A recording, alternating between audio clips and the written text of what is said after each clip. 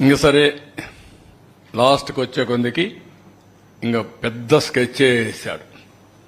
మనందరి జుట్టు ఆయన చేతల్లో పెట్టుకోవాలనుకున్నాడు. కడాన ల్యాండ్ టైటిలింగ్ యాక్ట్.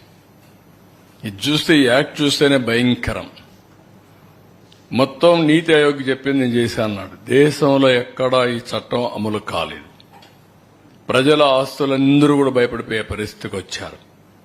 ఇది చూసిన తర్వాత మీరు చూస్తే నో అపీల్స్, సివిల్ కోర్ట్సే లీవ్, నేరుగా హైకోర్టుకే వెళ్ళాలి.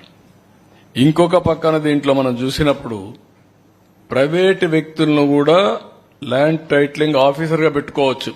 అంటే ఆయన సాక్షిలో పనిచేసిన పెడతాడు. మొన్న సాక్షిలో పనిచేసిన గవర్నమెంట్లో పెట్టాడు. అదే మరి వాళ్ళ గుమస్తాలందరినీ తీసుకుని పెట్టుకునేవాడు. అంటే ఎంత అహంభావం. అందుకే ఈ యాక్ట్ ని ఫస్ట్ కేబినెట్ లోనే తీసుకొచ్చాం, రద్దుకు రికమెండ్ చేశాం, దాన్ని రద్దు చేస్తున్నాం. కానీ ప్రజలకు తెలియాలి, ఆ యాక్ట్ యొక్క వివరాలు ప్రజలు చర్చించాల్సిన అవసరం ఉంది. అందులో ఉండే దురుద్దేశాలని అర్థం చేసుకోవాలని చెప్పి నేను కోరుతున్నా. నెక్స్ట్